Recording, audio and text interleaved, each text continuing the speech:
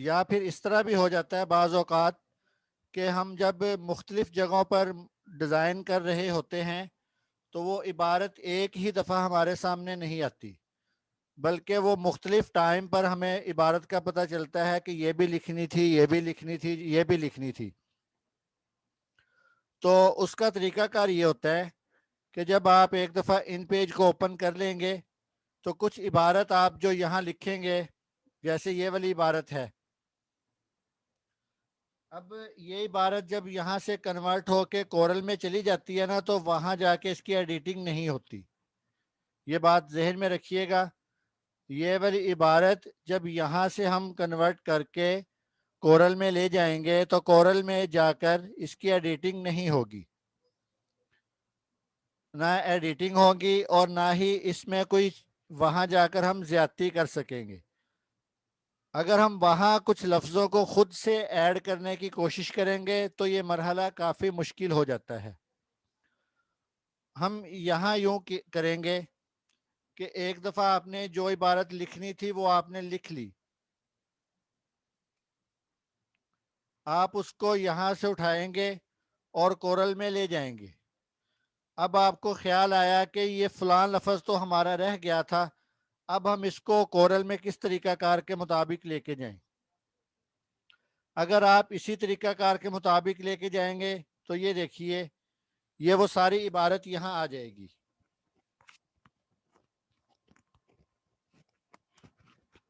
अब बार बार तो हम ये सारी इबारत नहीं लेके आया करेंगे। अब ये जो मसला आया है ना आपके सामने, अभी इबारत ख़राब आई है, इसका यही होता है कि जब मैंने पहले कोरल को ओपन किया फिर इन पेज को ओपन किया तो वो ये वाला मसला देगा।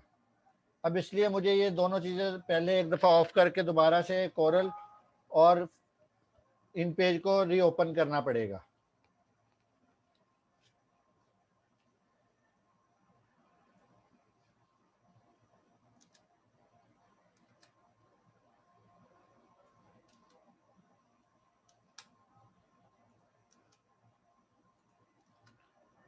ये देखिए, ये हमने कर लिया।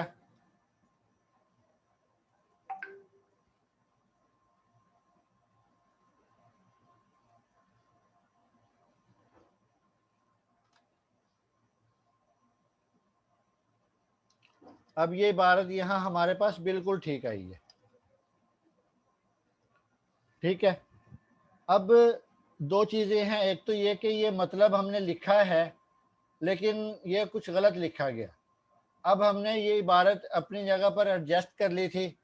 अब हम क्या करते हैं कि यहाँ से सिर्फ मतलब हम लेके आते हैं।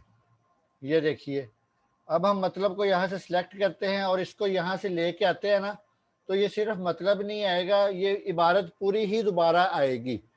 तो बार बार ये इबारत पूरी लेकर आना, और जब कि आपने डिज़ाइन काफ़ी हद तक कंप्लीट कर लिया हो तो फिर ये इबारत को यहाँ लेकर आना ये काफ़ी मुश्किल मरहला होता है। अब इसका तरीका ये है कि आप जस्ट यहाँ से एक लफ्ज़ कॉपी करें, और एक लफ्ज़ को कॉपी करने का तरीका क्या है, ये इन पेज की साइड पर आप देखें टूल बार है, ये सब में सेम है, चाहे जिसके पास जौन सा भी वर्जन है ना इन पेज का, ये सब के पास सेम है। तो अब आप क्या करेंगे, यहाँ ये देखिए एक आइकॉन बना हुआ है, उसके ऊपर आयन लिखा हुआ है। इस आयन को आपने सेलेक्ट करना है और यूं माउस की मदद से यहाँ ड्रॉ कर लेना है। ठीक है। यहाँ ड्रॉ करने के बाद अब हम वही लफ्ज़ यहाँ दोबारा लिख लेते हैं। यहाँ भी लिखा जा सकता है, यहाँ से लिखा हुआ लेकर आप कॉपी भी कर सकते हैं। अब यहाँ ये दो छोटी छोटी चीज़ें हैं, इनको समझ लीजिएगा।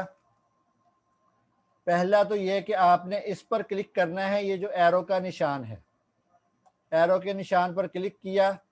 अब अगर आपने ये वाली पूरी इबारत लेकर जानी है तो आप यहाँ क्लिक करेंगे, और अगर आपने इस रेक्टेंगल वाली जगह को, इस रेक्टेंगल वाले वर्ड को लेकर आना है तो आप यहाँ क्लिक करेंगे। अब ये देखें इसकी सिलेक्शन ऑन हो गई। अब जब इसकी सिलेक्शन ऑन होगी तो मतलब ये कि ये सिर्फ ये वाला वर्ड ही वहाँ जाएगा, बाकी सारा जो लिखा हुआ है वो यहीं रहेगा। अब यहाँ से हम कॉपी करते हैं और यूं इसको पेस्ट कर देते हैं। ये देखिए, इसका तरीका फिर वही, आप अपनी मर्जी से इसका साइज छोटा बड़ा कर सकते हैं। अब ये देखें, ये मतलब की जगह पर अब हम यही मतलब दोबारा लिख देंगे, ठीक है। तो ये होता है आसान तरीका, बजाय इसके कि आप दोबारा से सारी इबारत को लेकर आएँ और उसकी एडजस्टमेंट करें और फिर दोबारा से आप वही वर्क करते रहें। तो इस तरह करने से एक तो आपका टाइम बच जाएगा, और दूसरा बाज़ दफ़ा ये होता है कि जब हमने पम्फलेट को क्रिएट करना होता है ना, उर्दू खुसूसन उर्दू वाले पम्फलेट को, तो उसमें चूँकि इबारत होती है मुख्तलिफ़ कैटेगरीज़ की। आप मोटी सी मिसाल ले लें, आपने किसी इदारे के मुतालिक कोई चीज़ बनानी है, तो उस इदारे में आपने देखा होगा खुसूसियात भी लिखी होती हैं, शोबाजात भी लिखे होते हैं और दीगर भी बहुत सारी चीज़ें लिखी होती हैं। तो आप उन सब को छोड़कर या तो एक ही दफ़ा इन पेज में लिखें और ये सारा आप कॉपी पेस्ट कर लें, और दूसरा तरीका वही है जो मैंने अभी बताया कि आप जिस बॉक्स पर काम कर रहे हैं, जिस जगह पर काम कर रहे हैं, यानी आप शोबा जात के मुतालिक काम कर रहे हैं तो आप शोबा जात वाली इबारत को लिख कर ले आएँ और ये यहाँ कॉपी पेस्ट कर लें। और अगर आप शोबा जात की बजाय खुसूसियात वाले बॉक्स में काम कर रहे हैं तो आप यहाँ से उसको उठाएँ, खुसूसियात को लिखकर, और अलग से वहाँ जाकर पेस्ट कर दें, ठीक है। अब हम आगे चलते हैं कोरल में, क्योंकि इन पे जो है ना ये इंशाल्लाह साथ साथ चलता जाएगा और हर रोज़ इसकी एक चीज़ हम सीखा करेंगे, और ये जब तक कोर्स कंप्लीट होगा तब तक हम इन पेज भी काफ़ी हद तक सीख चुके होंगे। तो अब हम चलते हैं दोबारा कोरल की तरफ। अब कोरल में जैसे आपको कल भी बताया था कि ये रेक्टेंगल है। अब कोरल पर अगर आप काम कर रहे हैं ना, तो जितना रेक्टेंगल का इस्तेमाल होगा ना, और ये कलर बार का, शायद ही किसी और कमांड का इतना ज़्यादा इस्तेमाल हो, ठीक है। तो अभी हम फिर रेक्टेंगल पर काम करते हैं। ये देखिए, ये रेक्टेंगल मैंने लगा लिया। इस रेक्टेंगल का साइज़ अभी जो हमें शो हो रहा है वो ये है, और जो हम डिज़ाइन स्टार्ट करवाते हैं ना कोरल में, वो हम करवाते हैं विजिटिंग कार्ड से, जिसको हम ऑफिस कार्ड भी बोलते हैं, विजिटिंग कार्ड भी बोलते हैं, आइडेंटिटी कार्ड भी बोलते हैं, मतलब आप उसको बिजनेस कार्ड भी बोल सकते हैं। तो ये काफ़ी जगहों पर इस्तेमाल होता है। इस कार्ड का जो मार्केट साइज़ है ना, वो ओवरऑल एक ही है, यानी ऊपर जो आप लिखेंगे इसको ऑब्जेक्ट साइज पर आप लिखेंगे 3.5, और नीचे टैब की मदद से आप नीचे आएंगे, यहाँ आप लिखेंगे 2.1। ये देखिए, ये वाला रेक्टेंगल यहाँ लग गया, ठीक है। अब हमने क्या करना है, ये है हमारी प्रिंटिंग एरिया, यानी कि यहाँ इस एरिया में प्रिंटिंग होगी। अब ज़ाहिरी बात है, जो प्रिंटिंग होती है उसके बाद इसकी कुछ कटिंग भी होती है, और उस कटिंग को छोड़ने के लिए हम इसको प्लस के बटन से एक और बॉक्स बनाएंगे। उसका साइज रखेंगे हम 3.25 और 1.85। ये देखें, ये उस बड़े बॉक्स से ज़रा छोटा होगा। अब जब हम कलर लगाएंगे तो ये बड़े बॉक्स को लगाएंगे तो छोटे बॉक्स को ऑटोमेटिक ही कलर लग जाएंगे।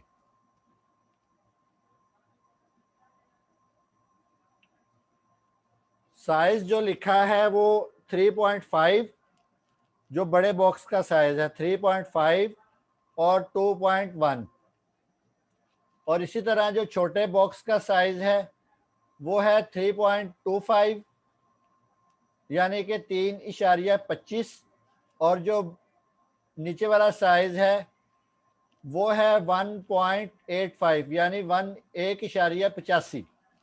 ये दो साइज हमने यहाँ लगा दिए। अब जो हमने कलर करना है वो बाहर वाले बॉक्स को कलर करना है, और जितनी भी हमने लिखाई करनी है वो हमने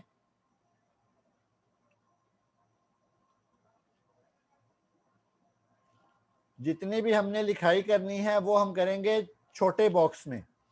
दोबारा से देखिए, ये हमने बड़ा बॉक्स लगा लिया। अब कीबोर्ड की मदद से आप जो कीबोर्ड के ऊपर प्लस का निशान है ना, उसको आपने क्लिक करना है, और यहाँ से आपने साइज छोटा कर देना है।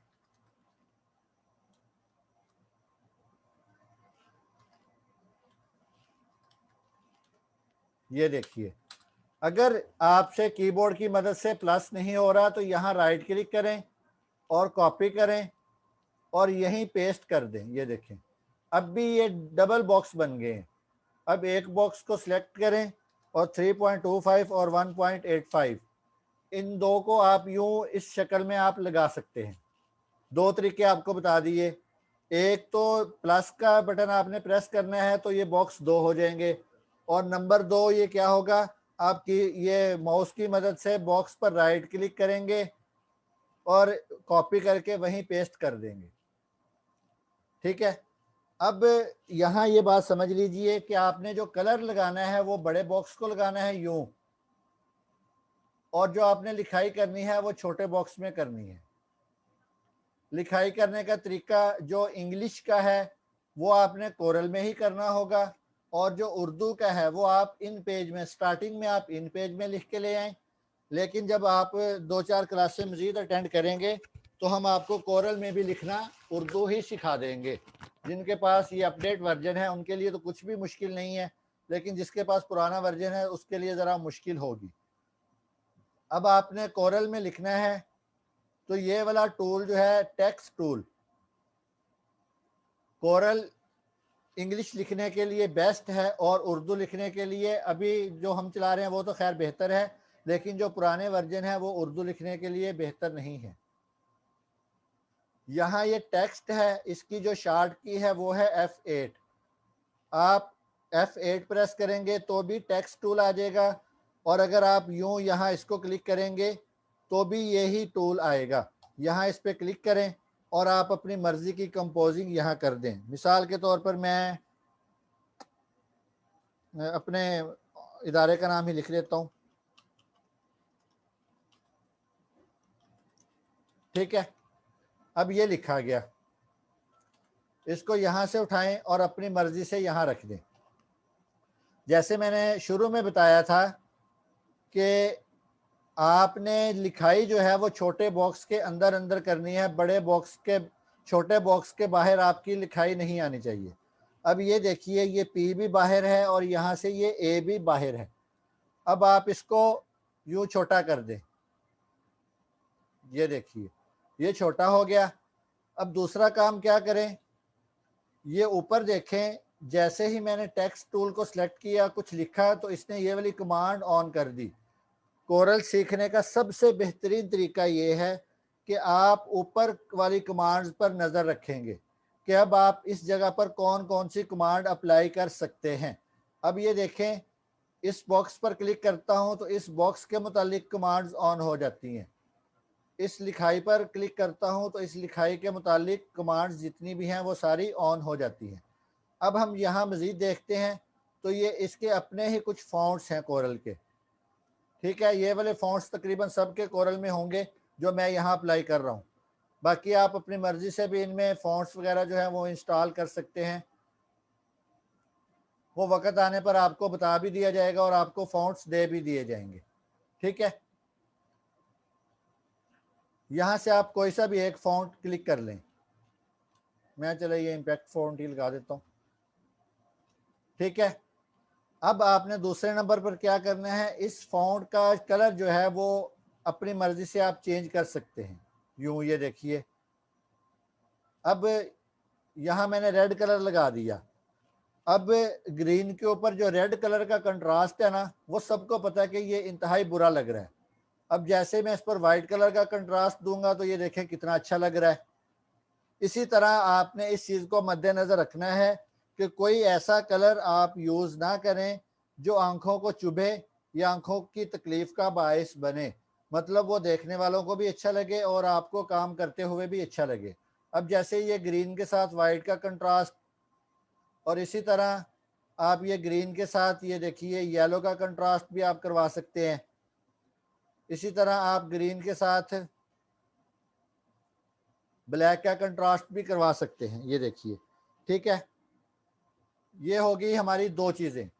एक इन पेज में अलग से लफ्ज़ को लिख कर लेके आना, और दूसरा यहाँ आके हमने एक बॉक्स को क्रिएट करना, और बॉक्स क्रिएट करने के बाद हमने यहाँ बॉक्स के 2 साइज लगा देने हैं। उसके बाद टेक्स्ट टूल की मदद से हम यहाँ वर्डिंग करेंगे। अब ये वर्डिंग करने के बाद हम क्या करेंगे, इसका फ़ॉन्ट अपनी मर्ज़ी से चेंज कर लेंगे। फ़ॉन्ट को जैसे भी आपने करना है वो आप कर सकते हैं।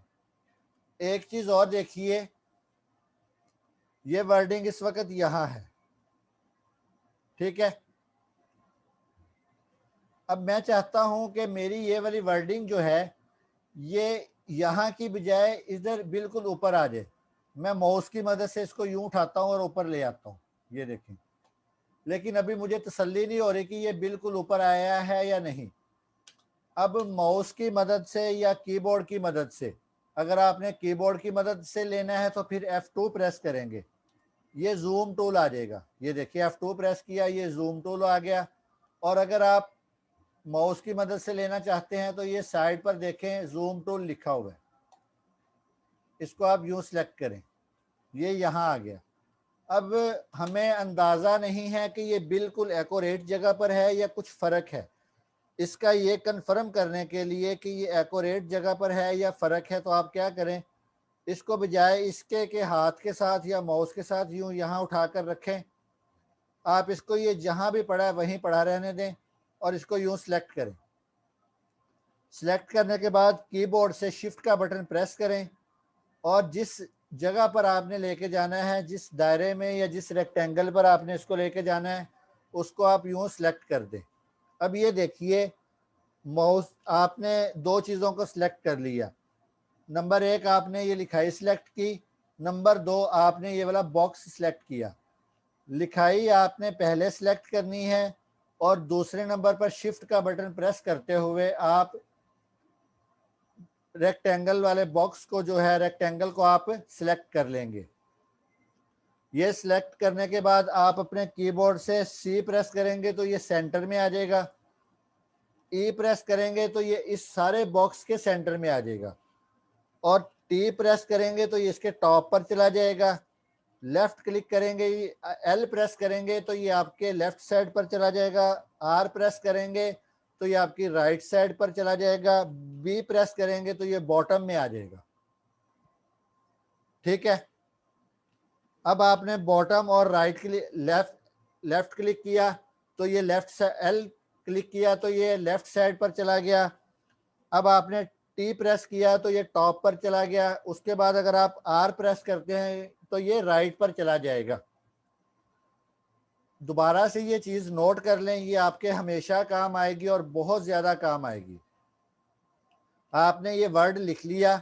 अब इस वर्ड को आप एक्यूरेट जगह पर लेकर आना चाहते हैं।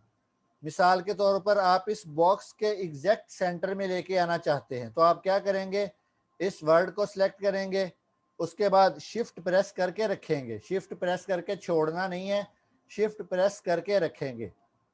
उसके बाद आपने जिस जगह पर या जिस एरिए में इसको ये सेंटर में लेके जाना है, उस एरिए को सिलेक्ट कर लेंगे।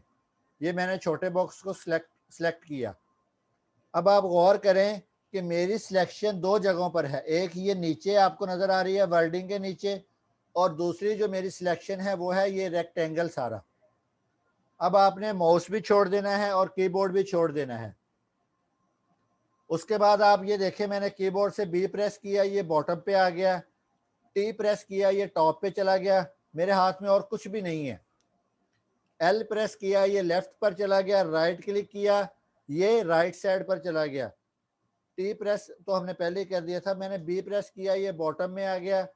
सी प्रेस किया तो ये सेंटर में आ गया, यानी कि इस बॉक्स के बॉटम वाले सेंटर में आ गया। जब ई प्रेस किया तो इस बॉक्स के जो एग्जैक्ट सेंटर है ना, एक्यूरेट सेंटर है, उसमें चला गया। मतलब एक एक की से आप इस वर्ड को पूरे रेक्टेंगल में घुमा सकते हैं। दोबारा से देखिए, आर प्रेस किया तो ये सेंटर के राइट पर चला गया। यही मैंने एल प्रेस किया तो ये सेंटर के लेफ्ट पर चला गया। यही मैंने टी प्रेस किया तो ये रेक्टेंगल के टॉप पर चला गया। मैंने बी प्रेस किया तो ये लेफ्ट और बॉटम पर आ गया। तो आप ये 4-5 कीज़ हैं, इनको भी आप याद कर लें और इनको नोट भी कर लें।